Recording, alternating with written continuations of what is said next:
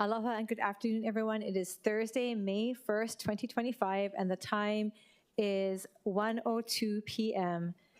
Will the Committee on Public Safety and Customer Services please come to order? I'd like to welcome to the chamber the committee members who are present with us today, Committee Vice Chair Kia Aina, and Council Members Tolba and Council Vice Chair Wire. Council Member Nishimoto is excused. Although remote oral testimony is being permitted, this is a regular in-person meeting and not a remote meeting by interactive conference technology under HRS Section 92-3.7. Therefore, the meeting will continue notwithstanding loss of audiovisual communication with remote testifiers or loss of the public broadcast of the meeting. Members of the public will be allowed to provide oral testimony on all items on the agenda in two ways: in person in the council chamber and remotely via video conference or telephone. Remote and in-person oral testimony will be allowed when each agenda item is taken up.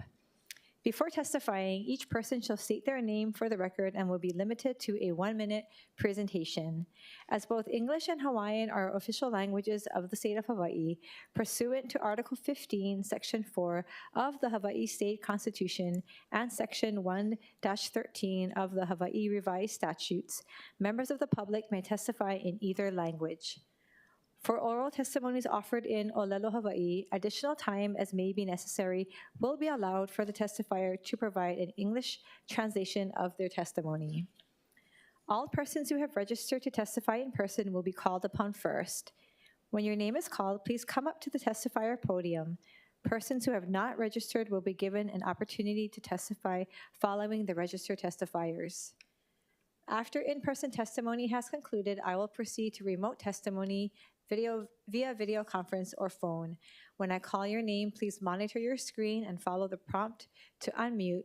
For those who are joining us by telephone only, please press *9 if you wish to testify, and I will identify you by the last 3 digits of your phone number. When your number is called, please listen for the prompt to unmute and press *6. When written testimonies, including the testifier's address, email address, and phone number will be available to the public as described on the posted agenda. As a courtesy, please turn off or silence all cell phones for the duration of this meeting. Thank you. I'd like to also welcome with us here in the chamber Councilmember Dos Santos Tam. Members, the first item on our agenda today is Resolution 25-102. This resolution confirms the appointment of Crystal Van Beelen to serve on the Citizens Advisory Commission on Emergency Management for a term to expire on March 31st, 2026. A public hearing on this appointment was held on April 16, 2025.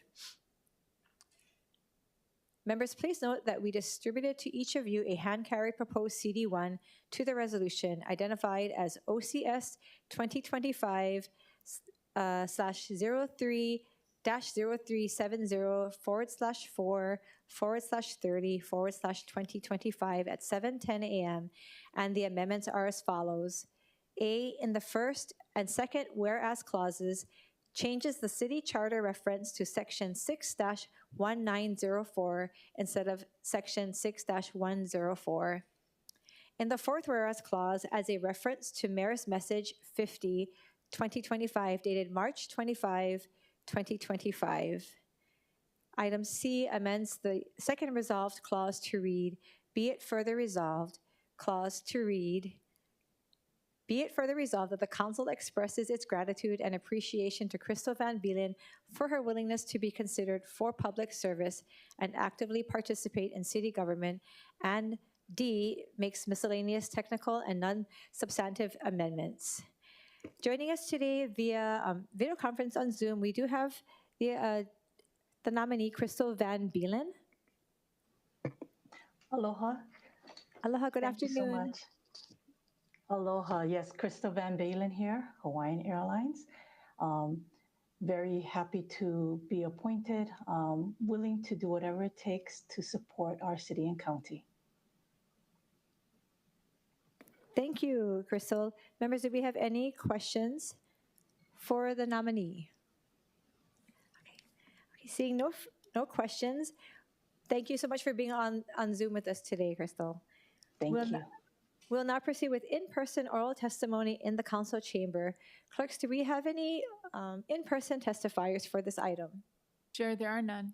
Thank you. Proceeding on with remote testimony. Clerks, do we have any remote testifiers for this item? Chair, there are none. Thank you, clerks. Seeing no further testimonies, members, we are in discussion. Council member, Committee Vice Chair Kia Aina. Thank you. Crystal, I just wanted to say thank you so much for offering yourself to serve on this commission. I enjoyed talking to you yesterday, and I think that you are one of the most qualified nominees that I've seen for this position. And we greatly appreciate both your city service as well as your private sector experience at Hawaiian Airlines. So looking forward to having you on board. Thank you, Committee Vice Chair Kia Aina. Members, any further discussion? Seeing none, the chair recommends that Resolution 25-102 be amended to the hand-carried CD1 identified as OCS 2025-0370. At the request of the Managing Director's Office, the chair further recommends that Resolution 25-102 CD1 be amended as follows. Amend the fifth whereas clause to state that if confirmed, Ms. Van Bellen will serve for a term to expire on March 31st, 2030. And also amend the first be it resolved clause to state that the council confirms the appointment of Ms. Van Bellen to the Citizens Advisory Commission on Emergency Management for a term expiring on March 30, 2030. Members, do we have any further discussion on that? Seeing no further discussion, the chair then recommends that, oh, okay, I'm sorry. So related to the amendment on the hand-carried CD1, members, do we have any objections or reservations to the amended CD1? Hearing none, the resolution is amended to CD1. The chair then recommends that Resolution 25-102 CD1 be reported out for adoption. Any objections or reservations? Hearing none, so ordered. Thank you and congratulations, Ms. Van Bellen. Thank you for being here with us remotely. Members, moving on to agenda item number 2, Bill 38, 2025. This bill makes confirming amendments to the revised ordinances of Honolulu 2021 to reflect the transfer of the Extended Lifeguard Services Program from the Department of Emergency Services to the Department of Ocean Safety. And with us today, we have with us our director from the Honolulu Ocean Safety Department, Director Kurt Lager. Good afternoon, Chief. Thank you for being here with us. Good afternoon, Chair, Vice Chair, and committee members. I'm happy to answer any questions you might have. Thank you, members. Do we have any questions for Director Lager? No questions? Oh, easy job today. Thank you. I do have to, I was just made aware that I misstated a word, so it should say the bill makes conforming amendments, not confirming. I have just a quick question. The Director Lager, since you've been here, it's now been a few months since the department actually was officially, I don't know the exact date. I know you were acting for a little bit and now it's been made official. Yeah, I think the mayor signed the resolution in end of May, so we're almost 1 year in. Maybe could you quickly just share with us how that transition has been moving under HESD to your own department now? I know we're in the middle of budget, but with the bill that's going to, again, transfer more rights and issues or rights and I guess resources over to you guys. How is that being handled, and is there anything else that the council needs to be aware of to assist you? I think in general the transition's going well. It's a process, so we're going through all the different steps. We're focused on our staffing right now, making sure that we have the correct level of staffing to meet the extended hours on the beaches, mobile responders, as well as the administrative staff to support it. So we're working on various different ideas how to take the next steps as we continue to grow as a department. Okay. Thank you. We look forward to more regular updates to see how the transition is going. Thank you. Councilmember Dos Santos Tam. Thank you, Chair, and thank you, of course, Director, for all of your work here. One issue that has come up is the language dawn to dusk. Dawn, of course, changes throughout the year. I don't know, 5:30 or 6 or 6:30, and dusk, same thing, depending on what time of year. Is the language dawn to dusk sufficient to give you guys direction and say it's really going to be from 6:30 a.m. to 6:30 p.m. or whatever the case may be? I think I would have to defer to Core on the legal answer to that, but I like dawn to dusk because it does change from winter to summer seasons, and we would have to change what we do slightly depending what time of the year it is.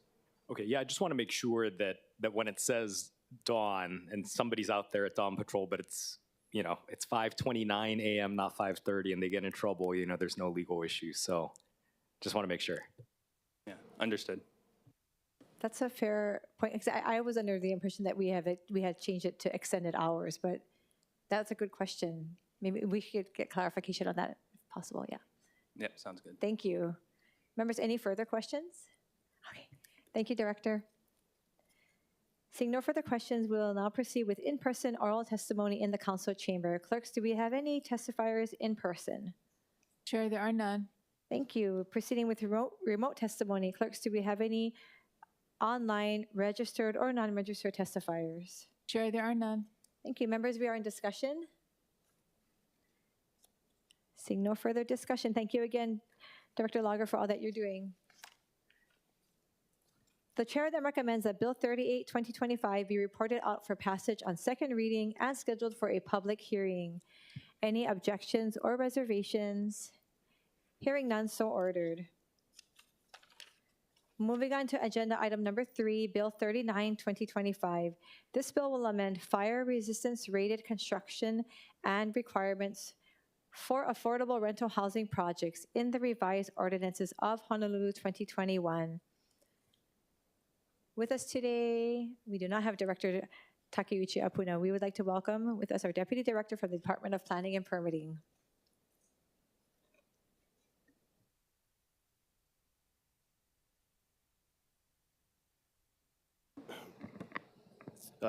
Good afternoon, Council.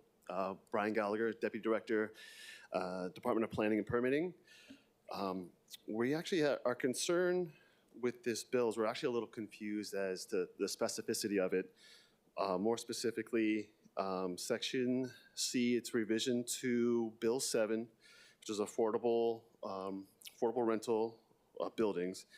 So Section C, Item 8, it's about all domestic water and fire sprinkler piping must be made of non-combustible materials, and the proposed change is except as otherwise allowed pursuant to Chapter 20.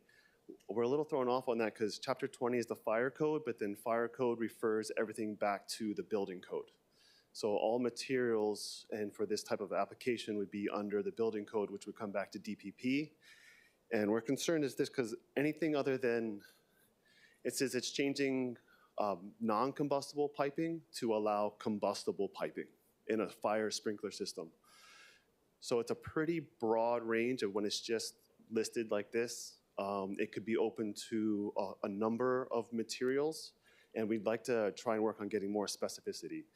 There are plastic materials out there now that are being made that are used for fire sprinkler systems. One concern we have is how well does it actually perform in a fire, considering that also Bill 7 projects allow what is called heavy timber construction, which would not be your normal concrete construction. Because there's certain building types, and depending on that building type, say it's versus it's concrete construction versus timber or other forms, you then have different changes in what type of materials are required for your fire systems. So the other concern we have is under Bill 7 projects, you're allowed to have a combined domestic drinking water piping system and fire system in one line. Where normally in buildings, they are separate systems. You have a fire pump system and a totally separate fire sprinkler system. However, Bill 7 allows them to combine, and when using plastic piping or some of these materials, we're concerned about the certifications they may have for drinking water application, because not all plastic pipe is suitable for actually domestic drinking water. And then some of the, there's certain websites that advertise their their plastic materials for sprinkler systems. They've been used for decades. However, I don't see them having any of the certifications for drinking water applicability.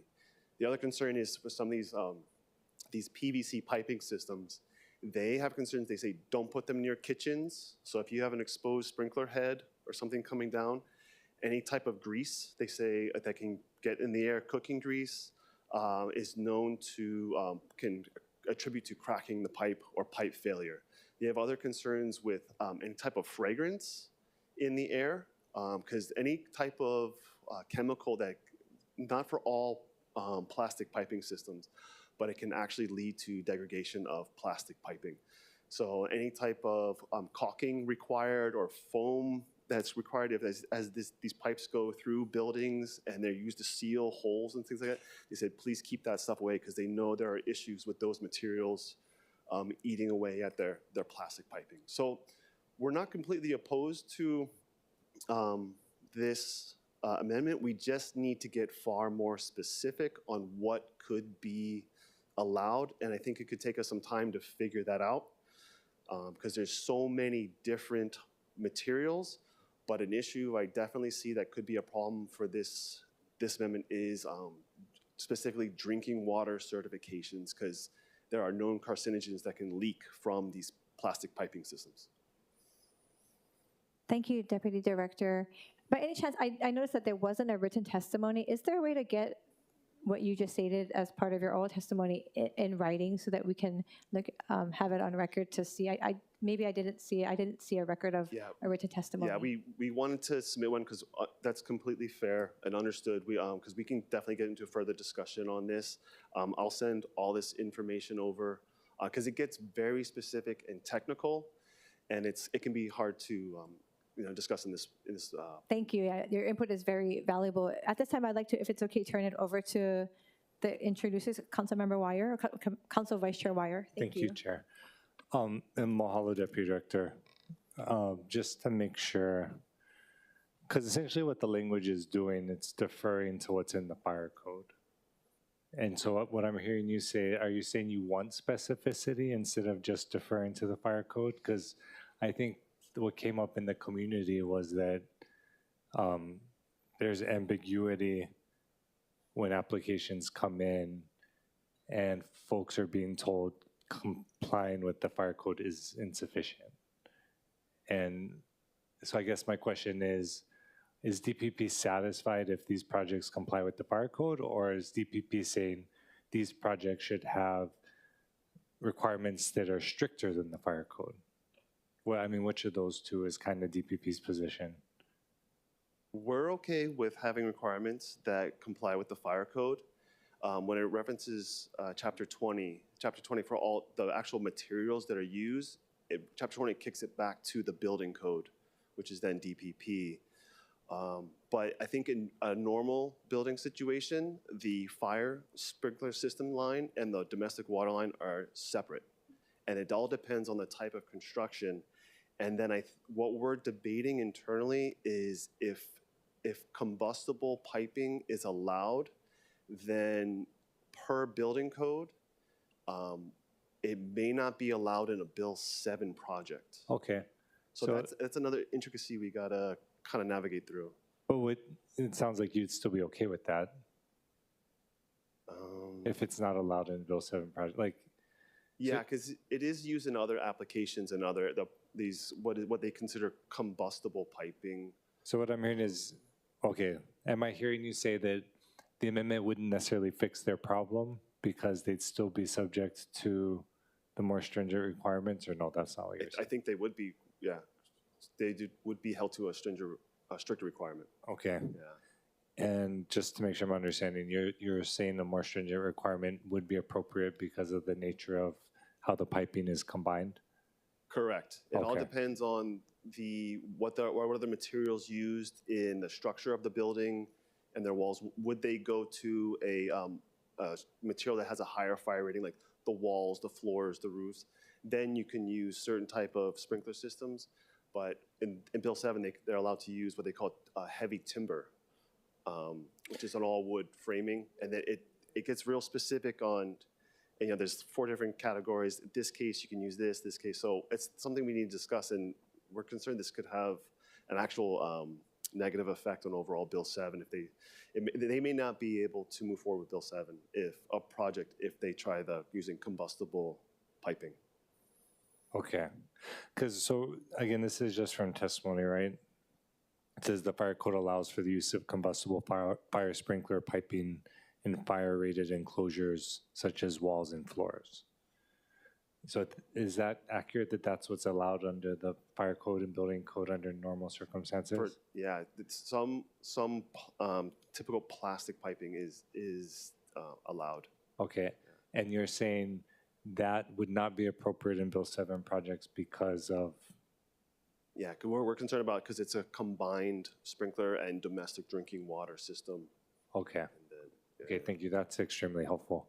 Because I agree. I mean, you're saying it goes to the fire code, to the building code. I mean, that's the standard. So if it's pointing us to the fire code, that controls, and if the fire code itself cites the building code, whatever is cited in the building code controls. But it sounds like I'm hearing you say there is a specific reason maybe you're still doing the assessment for having a more strict requirement in Bill 7 projects. Correct. Okay.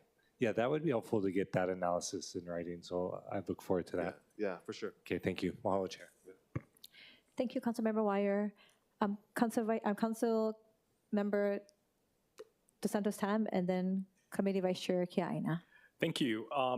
Not really a question, but I agree that this probably needs a little bit more work, but it's not specific to the fire issues presented here. I think that this bill can be a vehicle for other changes to the Bill 7 program that are needed. So I wanted to ask the department, has the department over the course of the past, I guess, 5 or so years since we've had Bill 7 projects going, do you have further recommendations for how the program overall can be improved or made better? I understand there was some kind of working group when Jiro Sumato was the deputy director. Yeah, I haven't been a part of any Bill 7 working group meetings. I know we do speak with the fire department. They've had some concerns about Bill 7. The stairway widths can be a little narrow. They're concerned about their access because not all buildings are required to have an elevator. But I think it's one of those things where we've been watching to see how they're constructed, what moves forward, and then trying to be amenable on both sides because we definitely need affordable housing. But yeah, right now we wouldn't have any specific recommendations to present. But we can definitely go back and follow up with that, and I'll see what our staff is saying. We do have concerns about the single already with even using what would be metal or non-combustible fire sprinkler lines. That combined system of a fire and a drinking water system that has inherent concerns when you have a sprinkler head that's, you have a water line and the sprinkler head stub out. Usually the water in that stub out for that sprinkler head doesn't move. And over years and years and years of potentially sitting there, that can be a major water quality concern because that can get pulled back into the building. But overall, there's other positives to Bill 7, which we see. And so we also want to be supportive in that aspect. Okay, thank you. I think in a future hearing on this bill, I'd like to submit a CD2 that incorporates further changes to the Bill 7 program in addition to whatever happens to this fire sprinkler or this fire sprinkler issue. Thank you, Councilmember DeSantos Tam. Before I turn it over to Committee Vice Chair Kiaina, I just want to welcome to the chamber with us Council Chair Waters. Thank you. Committee Vice Chair Kiaina. Thank you. Deputy Director, so I hear what you're saying, but what is your recommendation? I know that you guys would like to talk more to, about the specificity, but are you asking that we not move the bill today for you to work on it, or to move the bill today with the intent of working on modifications? I just am trying to get clear here what you're trying to say. We're open to working on it. But as far as the way it's written now, we would not recommend passing it because it's too open-ended. That's what I need But to. if we can yeah. get further clarification Yes. and another revision of the bill, and we're comfortable with it, we're okay. But until okay. then, we would say no. So the reason I have to ask that is sometimes it's not clear when you guys are speaking, and so that's why I'm asking you the question. So I got my answer. Thank you. Yeah. Thank you. Thank you, Committee Vice Chair Kia-Aina. Members, any further questions? Thank you, Deputy Director. Thank you. Members, we'll now go to testimony. Clerks, do we have any in-person testifiers? Chair, there are none. Oh, I see Angela Young. Aloha, Angela Melody Young. Aloha, Angela Melody Young, testifying in strong support of Bill 39 and amending the fire codes to accommodate construction. Infrastructure is very urgent, as we've discussed in the last few hearings, and also so building standards and codes, statewide planning for the community at large, as well as scrutiny for building codes itself within the building for life assessment things such as fire codes. All levels of planning going on requires a lot of communication, and we can kind of see with the fire safety process that happened, I think from the 2017-2018 fires in McCully, there was a lot of debate going on, right? But what happened with those discussions? Were those legislators, Senator Carol Fukunaga, are they still communicating with the council members here today about updating those discussions? I'm not sure, but I think it'd be really helpful to see what others are doing and check out every aspect of the plannings, and to see where there is flexibility. For example, wildfire recovery for Maui redevelopment, there is flexibility to accommodate codes to build faster, right? But then for life safety of a young firefighter who died in the fire because of a hazardous code that was violated, Thank you, Angela. maybe there should not be, too much flexibility for this. Thanks. Thank you, Angela. Members, do we have any questions for the testifier? Seeing none, clerks, do we have any, we'll proceed on with remote testimony. Do we have any registered or non-registered testifiers remotely for this item? Chair, there are none. Okay, seeing no further testimonies, members, we are in discussion. Councilmember Wire. Thank you, Chair. I was curious for Deputy Director. So is DPP going to take lead on this particular component, or be working with the fire department at all, or what's the anticipated approach? Yeah, we've been in discussions with the fire department, and then their response is that because they know it's a piping material and that it kicks back to the building code, so DPP will be taking the lead.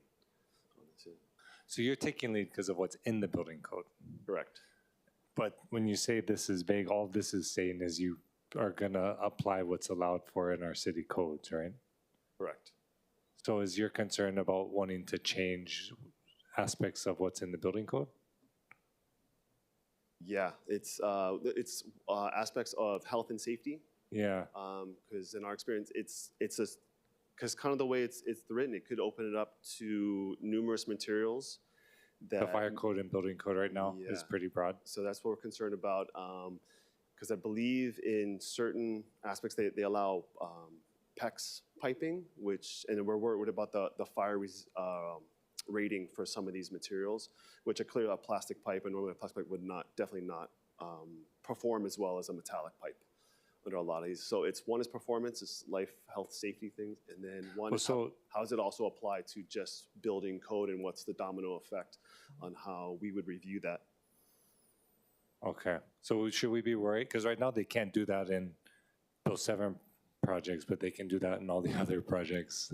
But in the other projects, you'd be required to have a separate, 2 separate lines. One is domestic drinkable water, and the fire line is always a completely separate meter, backflow preventers, because they're always worried about that backfeeding into the actual potable water system. Okay. Or any actual consumption. Okay, this is helpful because I know, so it's not ambiguous. It's not really what I'm hearing you say, so you make sure I'm hearing correctly.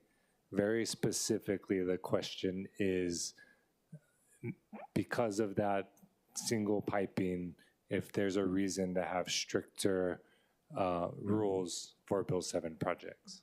That's the outstanding question. Yeah, that's one aspect of it. Okay, what's the other The other aspect? is it depends on the building materials they use to actually construct the building. Depending on the type of materials you use, it can require different sprinkler system construction. You're saying outside of what's in the current code?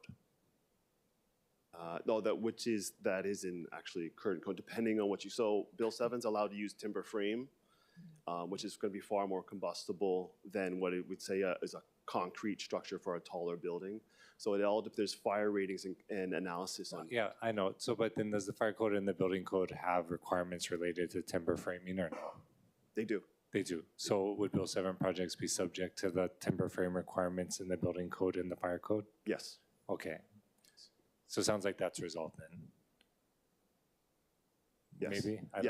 There's a way to apply it. We have a way to look at it and comply. And so if a normal project was using non-combustible piping, then we have a way to apply it. The other concern is if we allow combustible piping, then it would probably, we're debating it might kick them out of a Bill 7 project. They may not be allowed to use some of those, what is allowed in Bill 7 to construct the structure of their building.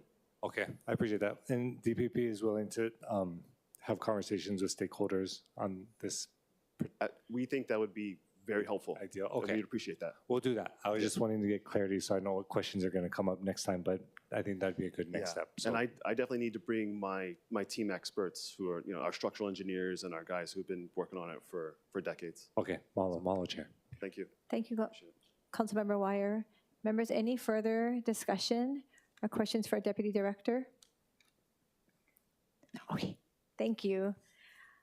Members, I think based on the discussion that we've had today, and thank you for DPP coming today and expressing their professional input and their reservations, I think it's important for us to figure out the best way to word this measure, keeping in mind that we are trying to address not just our housing crisis, but keeping our community safe. And you've mentioned multiple things with the drinking water and issues with the types of pipes. So at this time, the chair recommends, and I'm sorry, I wanted to just say that we'll continue to work with the introducers if that's okay. I know there was a lot of discussion here, and have that continued conversation with the department, because we want to make sure that we're not going to put anything into ordinance without wording it properly. So I think the discussion started today. It's a good start. But at this time, the chair is inclined to recommend that action on Bill 39, 2025 be postponed to a date and time to be determined by the committee chair. And during that time, we hope to work with the department. And my office and I will be willing to work with you guys as well to see what we can do. Any objections or reservations? Hearing none, so ordered. Thank you, Deputy Director. Moving on to agenda item number 4, Communications CC-124, 2025. This is a draft committee report on the review and evaluation of the Honolulu Fire Commission pursuant to Chapter 3, Article 15, Revised Ordinances of Honolulu 2021. This committee will take action on the draft report, making recommendations to the council on whether the charter provisions establishing the commission should be retained, amended, or repealed. We have included in this draft report the committee's findings and the recommendations that the Honolulu Fire Commission be retained in the charter and that no modifications or revisions be made at this time. On my agenda, I do have with us, joining us today, the chair of the Honolulu Fire Commission, Mr. David Matlin. Is he here? Don't see him. Okay. Yes. Aloha. Oh, excuse me. Oh, hello, online. Thank you so much, Mr. Matlin. Thank you for being with us. Thank you, Chair, Vice Chair, and Public Safety Committee. Dave Matlin, Chair of the Fire Commission. Maybe if you could, before we turn it over to any questions, if you could just share with us a little bit more of the report that you did and any findings that you had, and then we can go from there. Yeah, okay, yeah, I gave an update at our last meeting, and really don't have much to add to that, but I want to thank for the feedback, the draft committee report, and just, you know, we'll continue to visit HFD stations and facilities to learn and get more feedback. I think to date, we have visited 32 of the 43 stations, and our goal is to hit all 43, you know, within the next year or so. Also, we'll continue the practice of having some of our meetings in different locations throughout the county. I know we have a meeting scheduled, I believe, in Kapolei this summer.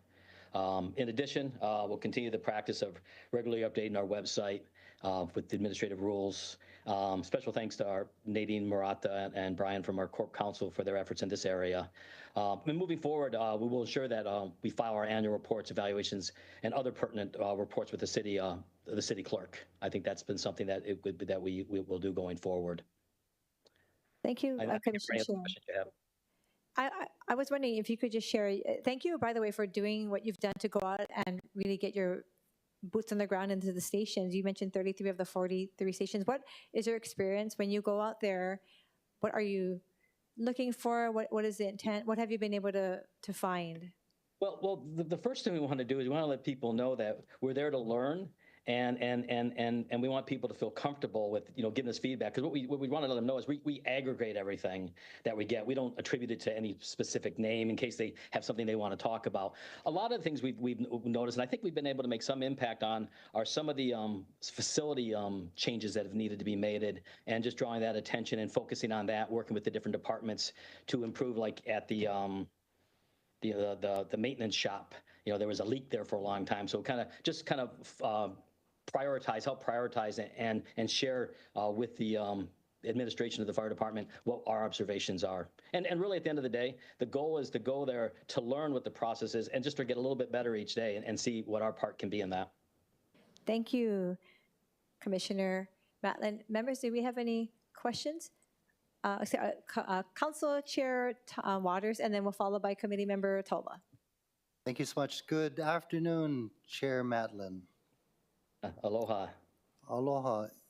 You know, pursuant to the Charter, Section 6-1006, Powers and Duties and Functions of the Fire Commission, subsection D, evaluate at least annually the performance of the fire chief and submit a report to the mayor and council.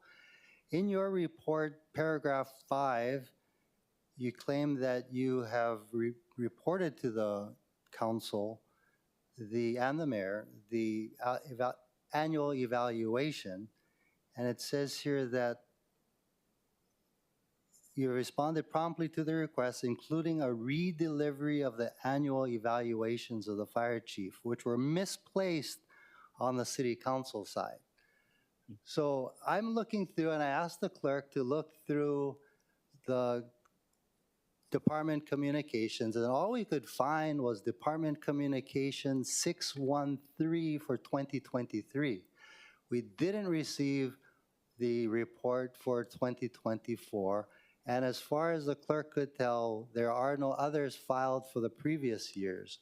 So I remember I had asked for a report a few years ago when you were evaluating the previous chief, and we didn't receive it. That's why I asked for it. But in your report, you're claiming that we misplaced it. Yeah, I believe, and I could be wrong here, but I believe what happened is in the past for like 18 through 21, they were resent. The reports were resent at that period.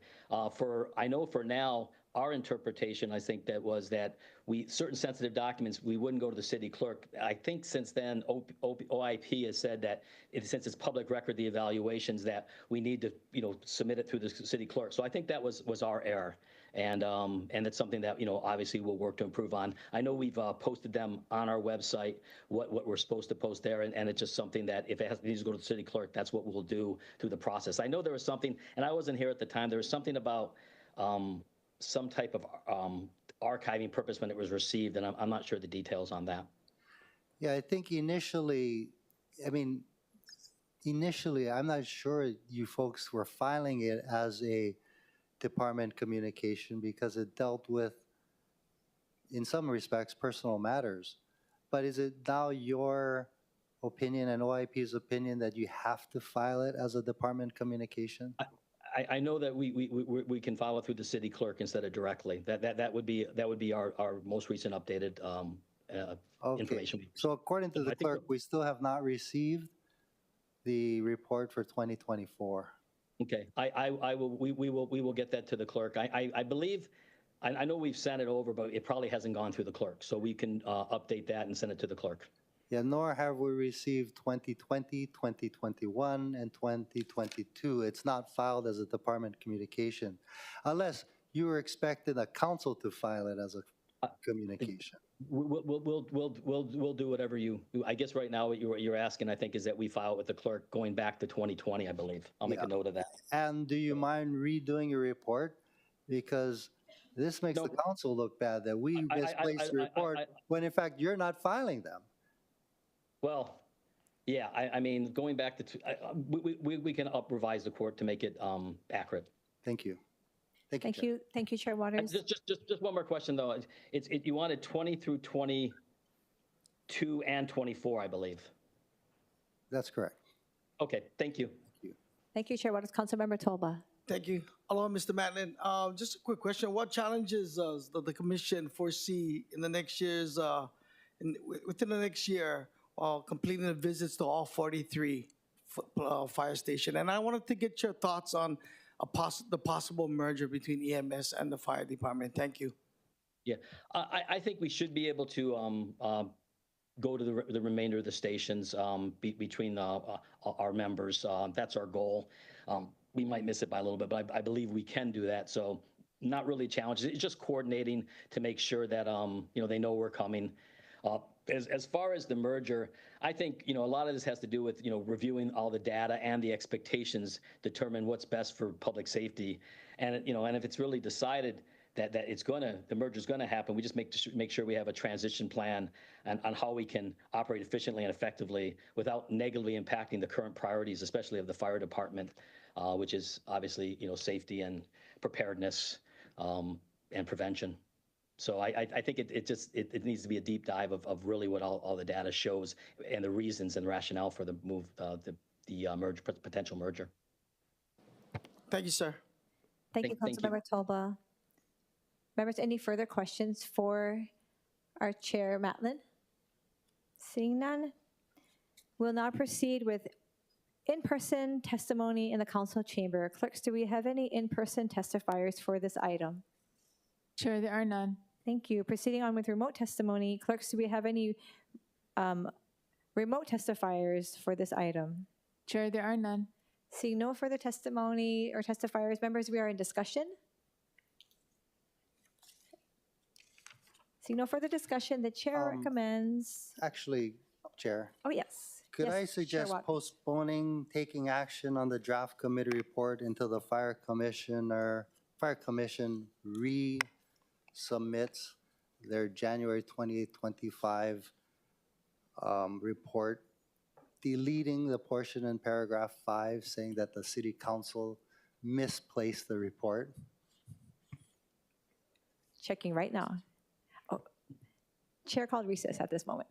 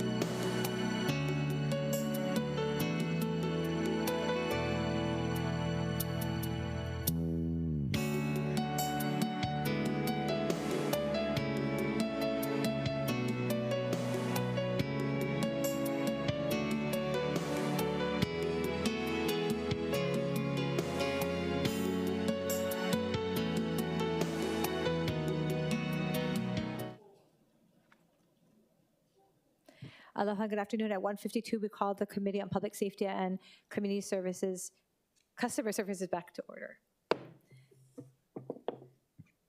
So at this time, thank you for the discussion. I want to thank again Commission Chair Matlin for being online with us. Commissioner Matlin, I think based on the discussion that we've had and discussing it with Chair Waters and our OCS, at this time, the chair will recommend that action on council communications CC-124-2025 be postponed to a date and time to be determined by the committee chair. Any objections or reservations? Hearing none, so ordered.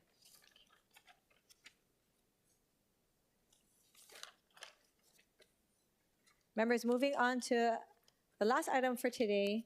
It is an informational briefing. I want to thank our Honolulu Police Department for being here and being patient with us. They will update us on its police recruitment efforts. From HPD, we have with us Major Parker Bodie, who will be providing a brief presentation. You should have a copy of HPD's presentation on your desk, and it is also available online as Departmental Communication D-326. Thank you for being with us, Major Bodie. Good afternoon, Chair, Vice Chair, Council members. My name is Parker Bodie. I'm a major assigned to the Human Resources Division at HPD. One of our responsibilities at the Human Resources Division is to recruit new talent. Before I begin, I just want to acknowledge the hardworking men and women behind me. They are our recruitment and exams unit, our recruitment team.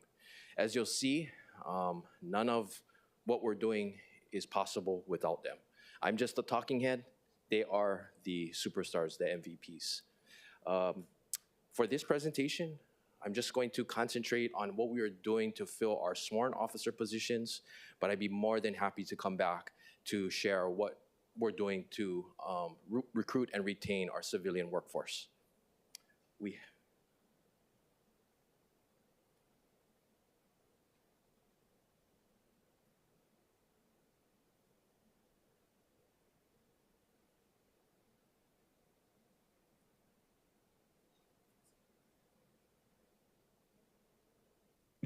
Maybe Major Bodie, if you could begin with the presentation while we get the visuals up. Sure. I think all the members have the PowerPoint in front of them. Okay. Yeah, we had some technical difficulties, so it's on a PDF. So if you go to the second page. So it's no secret that recruitment is one of the biggest challenges facing law enforcement today, not just at HPD, but law enforcement agencies across the nation and really industries across the nation. Since 2020, our applications for police recruit positions have decreased dramatically. For example, from 2022 to 2023, they decreased by more than 25%. Next page.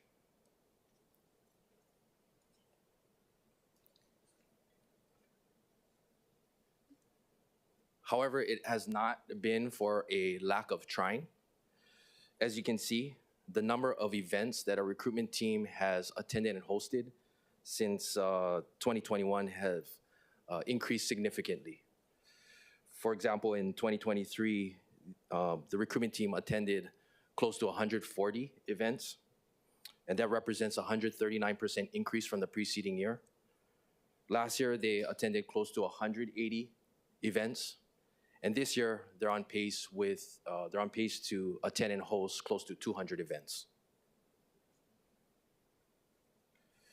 Nevertheless, we were trying really, really hard, but the recruitment team's effort wasn't reflected in the applications. And so we wanted to pivot our focus to quality over quantity. We wanted to ensure that the applications that we did get, that they stuck. Coincidentally, we heard from our Police Academy colleagues that the crop of recruits in the academy at the time were respectful, conscientious, hardworking, empathetic, compassionate. We wanted to hone in on their demographics to see if there are any commonalities. Our recruitment team went out to the academy, conducted one-on-one interviews with each recruit. They asked questions, demographic questions, military experience, education, even hobbies. We collected that data, analyzed that data, and sure enough, commonalities emerged. So the first commonality was HPD affiliation, meaning that the recruit had a family member who currently worked or had worked with HPD. Second, military experience. Third, former high school athletes. Physical activity, or they enjoyed some form of physical activity as a hobby. And then those that were college educated. Once we identified those emphasis areas, we then empowered the recruitment team to brainstorm strategies to target those emphasis areas. And a recruitment strategy was born. It was created at the end of 2023, and we implemented it at the end of 2023. But more importantly, it was created by the team that was tasked with implementing it. Co-creation is a bedrock of accountability. The strategic plan, or the recruitment strategy that you see in front of you, is very different from the original, initial recruitment strategy. As you know, strategic plans are living documents, and so they constantly change. To be honest, not all of the initial strategies worked, but I emphasize the importance of being adaptable, adjusting, being innovative, so that when they do hit, we can quickly pivot to strategies that do hit. And I'll share an example in a little bit. So due to time, I'm just going to highlight 3 strategies, actions from 3 different emphasis areas. So the first is under HPD affiliation. The action is to educate department personnel on the various recruitment pathway programs that HPD offers. The measurable outcome is to create an informational video for internal distribution on a different recruitment pathway program at least once a quarter. In the initial recruitment strategy, the action was to hold information sessions where incumbents, their family and friends, could come to us at certain locations at certain times, and we would educate them on the application process, application pitfalls, benefits of the job. To be honest, that wasn't fruitful. So we quickly pivoted to a new strategy. And that different strategy was, instead of the incumbents coming to us, we went to them. And we went to them in the form of an informational video that is disseminated internally that highlights a different recruitment pathway program. And the intent is that we educate our incumbents so they go home and they help to promote, market, and recruit their family members or friends. And we had a clip of a video, but it's not working. You can go to the next. The second action is under the military experience emphasis area. And the action is to expand the Department of Defense Skill Bridge program. And the measurable outcome is to secure at least 5 participants for the Skill Bridge program in 2025. So what is the Skill Bridge program? It's administered by the Department of Defense. It allows exiting, retiring service members to get hands-on experience in a civilian industry in the last 180 days of their service. The Department of Defense, the federal government, continues to pay their salary, provide their benefits. They come on with the industry partner as a volunteer, where we ignite greater interest in the job, expose them to the job, and in our internship, they undergo the application process to be a recruit. We applied to be an industry partner last year, and we recently welcomed our inaugural cohort of SkillBridge service members, and we had a video that detailed their first day. The final action is under college outreach emphasis area. The action is to expand recruitment beyond traditional measures like criminal justice. And the measurable outcome is to establish partnerships with at least 2 non-criminal justice student organizations and host information sessions for those organizations by 2025. So we wanted to rethink talent pipelines in law enforcement, in policing, not only to broaden the talent pipeline, but to adapt to new skill and societal demands, such as trauma-informed care. Due to the success of our crisis intervention team, we wanted to target psychology, public health, social work majors, because they already have a basis, a foundation of trauma-informed care. So recently, our CIT coordinator, Sergeant Corbin Matsumoto, met with psychology, social work, and public health majors, where he discussed how trauma-informed care is influencing law enforcement and how their unique skill sets align with more compassionate, community-oriented policing. So the key question, is it working? Is this recruitment strategy working? As I mentioned, we implemented the recruitment strategy in 2023.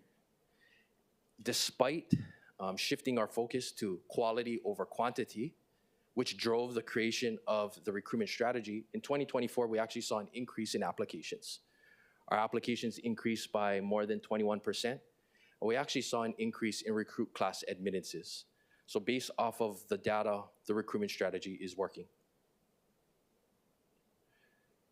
Thank you, and happy to answer any questions you might have. Thank you, Major Bodie. Members, do we have any questions for Major Bodie or HPD? Committee Vice Chair Kiaina? Thank you. Actually, this is very informative for me.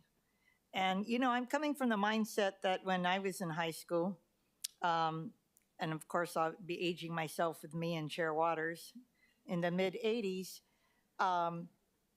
the majority, a great majority of our classmates at Kamehameha schools, as you know, went into HPD. And so there's just been a shift in the thinking of high schoolers. So I was a little shocked that one of the emphasis areas here was college educated, because I still believe that it's a branding of how those in high school view HPD, and I think you need to change that mindset. I hope you don't limit it to just college educated, although I appreciate that you're moving beyond the traditional subject areas, and I agree with you for those who would be in social service majors and understand trauma, critically important. So bravo on that. With regard to the military, and you're looking at the tail end, yeah? But I'm wondering in the front end, we have junior ROTC, right? Do we have a lot of programs like that in our high schools here? Yeah, so going to your first point, although we have this recruitment strategy, there are other initiatives, one of which is our police services officer or our cadet program. And that is it's for everybody, but it's geared to those who, once they graduate high school and who haven't yet meet the minimum requirements to be a police recruit, which is 21 years old, and that's just by federal law. So we have that program. We also have our Explorers program, and that is for the ages of 12 to 20. So we go into the high schools, they come to the academy, we expose them to the job. So with regard to the, do you say JROTC? Is that what you call it? Are there many still left in the high schools? I'm just wondering, do you target those individuals? Yes, ma'am. So because they would be likely recruits. Mm-hmm. Yeah, so it's for us, it's not JROTC. We refer to it as the Explorers program. Once they finish the Explorer program or they age out, then they can transition into the police services officer or cadet program until they meet the age requirements to be a police officer. Okay, I think I'm getting confused here. So is this high school or is this within HPD? There's two different programs, right? Yeah, so the Explorer program is one that we do, and it's geared for high school students. Okay, but I'm not talking about that. I'm talking about programs that are in the high schools. Yeah, so we have partnerships with, say, Kapolei High School, Waipahu, where they have law enforcement, administration of justice programs, and it's a pathway. So we work with them closely. Our recruitment team goes to teach certain classes. Okay, well, I'm actually looking at the Junior Reserve Officers Training Corps, which is working with all of the military. And they actually, the requirement after the students finishes is not to, they don't have to go into the military. That's all. Anyway, my last question, I guess, has to do with the decline. Was it because of COVID? Because when you look at the numbers, and I'm talking about the decline in applications between 2020 and 23, it was significant. So what do you attribute that to? Was it because of COVID? That was a big reason. We saw what's called the Great Resignation during the pandemic, where there was this mass exodus from the labor force. So yeah, it was a big contributing factor. Oh, okay. Any other factors? Yeah, age difference. There's been differences with the newer generation. For example, they value a work-life balance. They aren't particularly interested in missing important holidays. And we all know that as a first responder, one of the sacrifices we make is to miss holidays. So we're trying to help with that with the 313 schedule. But yeah, that's another factor. Well, I'm just glad that you guys are trying to look for various strategies. My last question has to do with morale in general. I've heard that as people are moving up in the tiers, there seems to be concern at the major level with regard sometimes to maybe that tier between the chief and the majors. And can you impart to us how the morale is? Because I'm wondering if a morale is a problem with regard to that level. I would hate for there to be an exodus of all of these highly qualified officers because of morale. And morale for me can impede people coming up the chain of command and recruitment. Can you opine on that? How is the morale at HPD?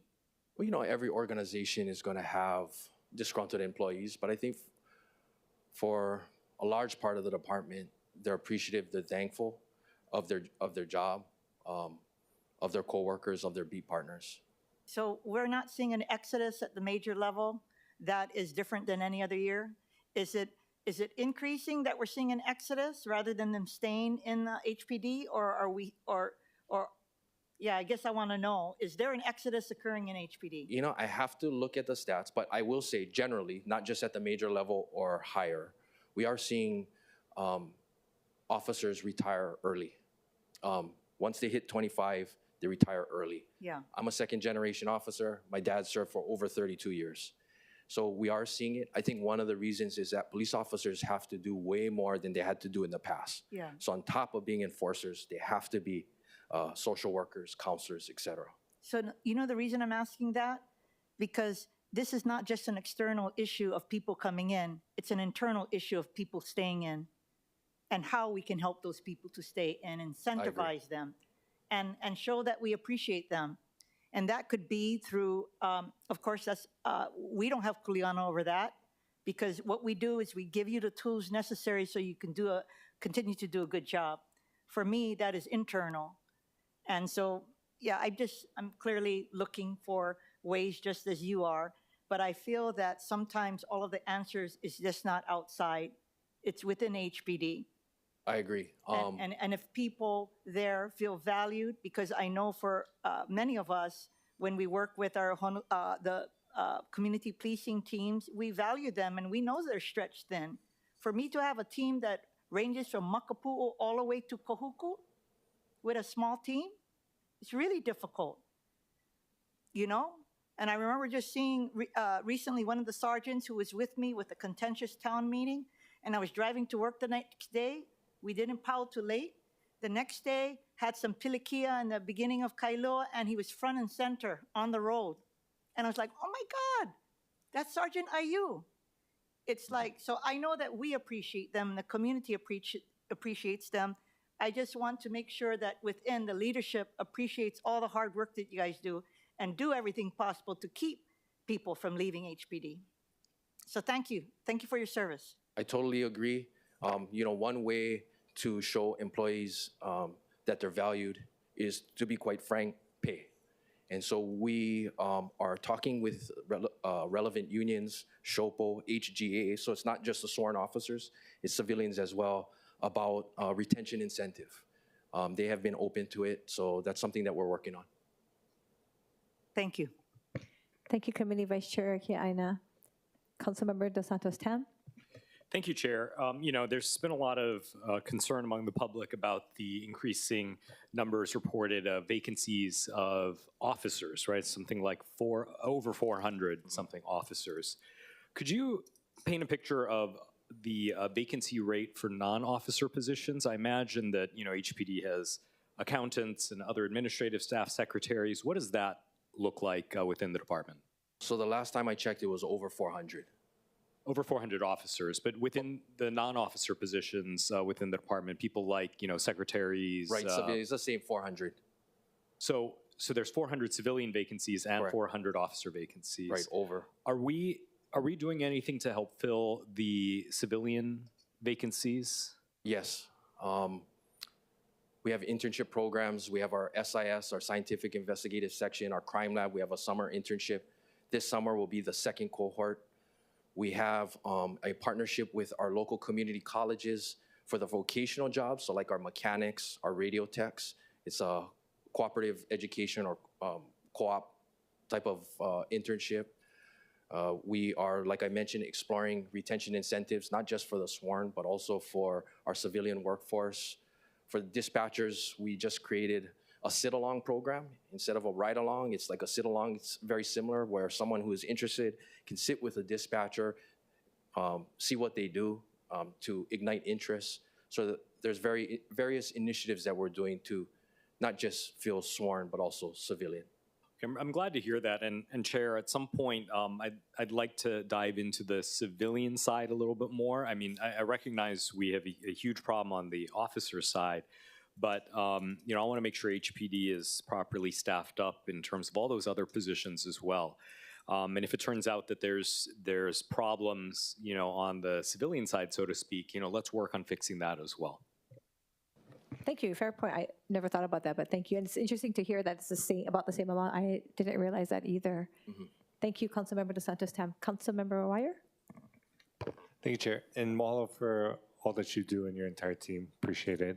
And I think the only question I was wondering is, hearing that the incentives program is in the works, do you have kind of a general timeline when we could expect maybe adjustments? I don't know, because I know next fiscal year is a few months away.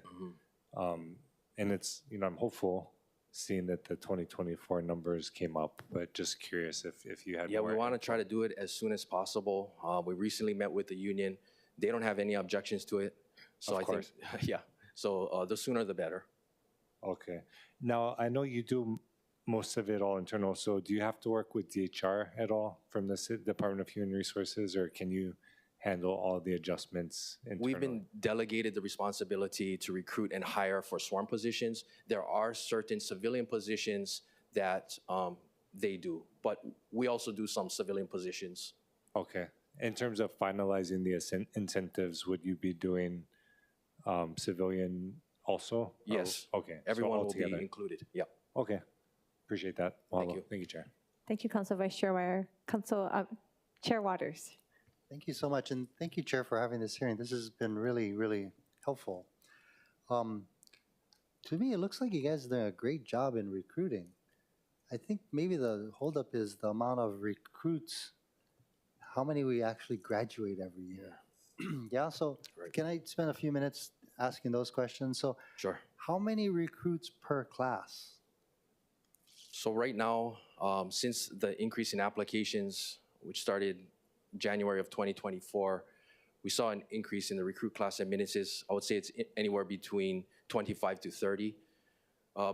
Before it was a little less. I think the strategy at that time was to hold more recruit classes with less recruits, so there's more one-on-one attention. That wasn't real fruitful, so we went back to having a recruit class of 25 to 30, and then changing our mindset. Instead of a boot camp style, more of a supportive, modeling type of environment at the academy. And then how many recruit classes per year? We have 4. 4. So let's say there's 30 and you do 4. I think the chief confirmed that on the best year we can graduate 120. But not everybody who actually goes into the recruit class graduates. But even on the best year, so you get 30 per class, so 4 classes, 120. Again, because from the numbers, even on their low year, 1,757, that's pretty good. But we're only graduating 120. Right. So, and I, by the way, I totally agree with what you're saying, quality over quantity. But I'm curious, so when you apply and to make it into the recruit class, what happens? Do you take a written test, a physical exam? You got to go run and swim? What's required? Right, so going back to the applications, so we usually see about 5 to 10%, maybe even less, that get through the academy for a variety of reasons. Background history, can't pass the physical, psych exam, polygraph exam. I mean, there's close to 10 steps in the application process. Once they get to the academy, there is an academic phase. It's usually within the first half of the academy. Also within that is physical, so they do physical assessments, push-ups, sit-ups, all of that. And then the last half is more functional. So firearm training, operation of a vehicle, emergency operation of a vehicle, tactics. And then the final is how they respond to mock crime scenes. So interesting. You know, one of the things that the council supported was signing bonuses. Have you found that that's been helpful? So we survey applicants when they apply, and we ask them what inspired you to apply. And we did that when we started to see the increase in applications, and the hiring incentive was number 3. Number 2 was social media, and number 1 was family and friends. So it did help, but like police departments in the mainland, what they've seen is an increase and then a plateau, and that's kind of what we're seeing here. Oh, interesting. You know, one of the things that I think the Honolulu Police Department could do better as far as would help you guys with recruiting is highlight all the wonderful good things that HPD does that we see every day, and the police officers that we've dealt with, fantastic. But get the word out that, hey, and we're happy to help, and we can honor folks here. But I like the idea of social media. Too bad we didn't get to see what Officer, was it Espiritu? Yeah, Sergeant. Sergeant Espiritu couldn't, the video couldn't play, but stuff like that, you know, so that young people look up to police officers. I want to do that when I grow up. You know, just highlighting some heroic behavior, stuff like that. Honestly, I don't know how you would do it, but if we could figure that out, I think that would help. So what we did a few years back, and we're looking to bring it back, it's actually in Chief Logan's strategic plan, is a social media campaign that we called My Ka'iloa. And, you know, for officers, body-worn camera footage has a negative connotation, right? It catches the officers wrongdoing, misconduct. So we tried to kind of pivot to use it in a positive light. So when an officer helps change a tire on the side of the road, what may seem routine for the officers may not seem routine for the public. And so we used body-worn camera footage, we narrated it, and then we put it on social media. So that was successful. We're looking to go back to that. Yeah, great idea. Great idea. Okay, well, thank you again to you and your team for all that you do, and keep up the good work. Thank you, Chair. Thank you, Chair Waters. Councilmember Toba. Thank you. I might as well jump on a bandwagon, but all great questions. You know, I see you guys at all, you know, at all the events out in my side of the island, and you know, when I'm traveling in, and you know, Chair Water talked about the incentives of like pay and all that stuff, and you guys had great data. I see an uptick on involvement, but let me ask you this, because you can show me all the data, but what do you think if you had the magic wand, right? Because we hear this for the last 4 years. I've, you know, go on camera and say, hey, we still live in the most safest, one of the safest places in the United States. And, you know, this is a place where you want to serve. We know friends and family that serve and want to help our community. But if you had the magic wand, I want to hear from you. What do you think you would like to see change, or you think maybe you can do better? I think it's, you guys all raised it at some point. It's a combination of pay, organizational culture, supervision, leadership. I mean, all of those help with recruitment. What about, let's say, workforce housing? You think something like that would work? Yeah. I mean, we just sent out a survey We're thinking outside of the box. We just sent out a survey to gauge the need of childcare services for our officers. The preliminary results is 95% of our officers think that childcare services is a need.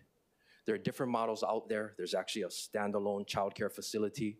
There's subsidies for officers with children. Childcare is one of the biggest barriers, especially for women in policing. So that was our first step to see if it's a need. Obviously, it's a need.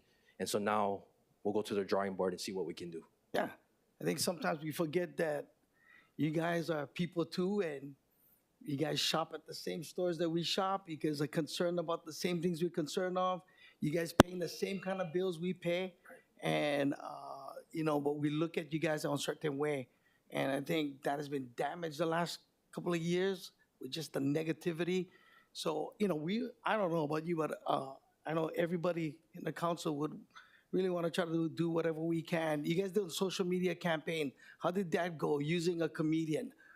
So it went well. Okay. It went well. It was January to March of 2024. Yeah. We actually saw a 900% increase in views. Okay. So it did help. Yeah, no, I'd love to see more positive, like Chair Waters was saying. Like, you guys do outstanding things in the community that no one sees, and be a great time to feature that. If people are looking, 900 increase, people are watching. I see a lot of your stuff on your social media. So I say go aggressive. It's absolutely free. You guys get some good people, that put up great things. So take advantage of that. Thank you. Yeah. Thank you, Councilmember Tolba. Members, any further questions? I just had a couple major, Bodie, if that's okay.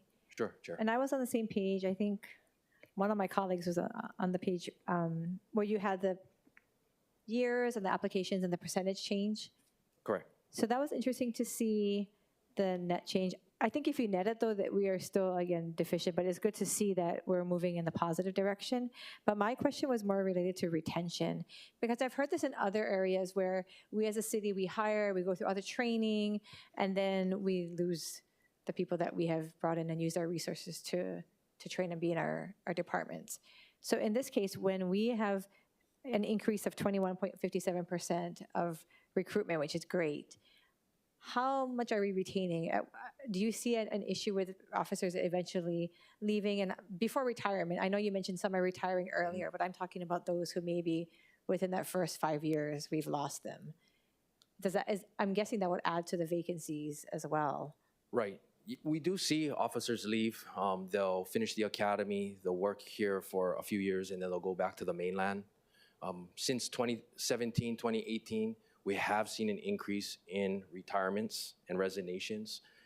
Before that, it was less than 60. Now it can range in between 60 to 90 retirements a year.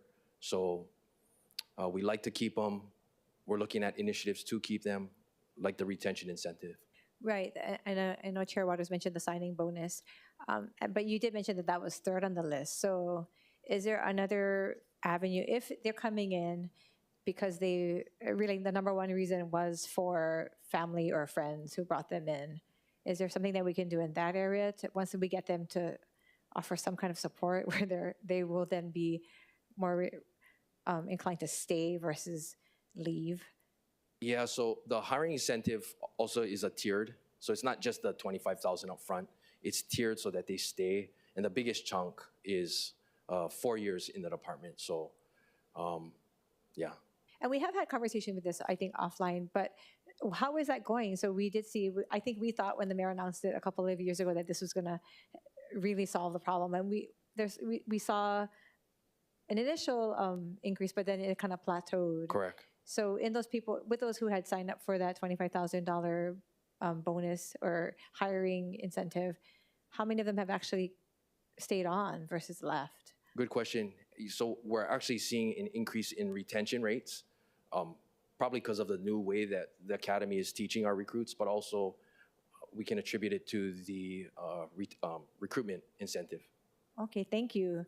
Members, any further questions for Major Bodie or HPD? Okay, thank you. Thank you. Seeing no further questions for Major Bodie. We'll now proceed with remote testimony. Clerks, do we have, I'm sorry, we'll now proceed with in-person testimony. Clerks, do we have any in-person testifiers for this item? Chair, yes, we do. Aloha, good afternoon, Angela. Aloha, Chair Angela Melody Young, testifying on behalf of the safety coordination team from Neighborhood Security Watch District 5. And so it's been an honor of a lifetime to serve with some of the officers. I've trained with District 5, 6, and 8, and I always mention positive things about HPD. And I love working in the grassroots movement of the Neighborhood Security Watch. And it'd be interesting to explore the topic of nursing and law enforcement. For example, CORE, Crisis Outreach Response Engagement, was implemented to redirect law enforcement to do partnerships with healthcare professionals. And for example, they mentioned Waipahu High School. Waipahu High School also has a nurse pathway for high school students, teenage years, to do workforce development training program in high school to prepare students to be ready for success as biology majors, advanced practitioner nurses, preparing to study perhaps for John A. Burns School of Medicine. So a nurse joint program with the police training program. Thank you, Angela. I think would be a Thank really you for your good testimony. pathway for recruitment. Thank you. Thank you. Clerks, do we have any other in-person testifiers? Chair, there are none. Thank you. Proceeding on with remote testimony. Clerks, do we have any remote testifiers? Chair, there are none. Thank you. Members, seeing no further testifiers or testimony, we are in discussion. Thank you. I'd like to thank HPD for being here. We really appreciate you coming with your presentation. And if you could, I think that my office did ask, but if you could send us the presentation, we'd like to see the videos that you have prepared. We'd be really interested in getting to see them. Sure, no problem. Thank you. I just want to mahalo you guys. I know that you had mentioned in your presentation several things. Our community policing team, officers, I know I love the ones in my district. I'm sure everybody who knows who yours are, and we really appreciate all that you're doing. As Chair Waters said, we want to highlight the things that you are doing well, and there's a lot. We have had here in this council chamber the CIT come, and I'm really grateful for Sergeant Matsumoto and all that he's done. I know some of us, Councilmember Toba and Dos Santos Town, we actually got to go to the headquarters and do a training there, and we had them come here multiple times. We know that they're doing great things. So just to highlight, we recognize and we hope that you guys can get it out to the public. I enjoy watching social media, not just because the comedian you had was from my home island, but I thought I did it really well. And I think that there was statistic that it did help with the recruitment, or at least getting some attention to the department. So good job on doing that, and continue to communicate. I know, I guess a year or so ago, the department was under some criticism because they weren't getting communication out. I see that you guys are now getting communication out as things are happening in the communities, and that's really helpful.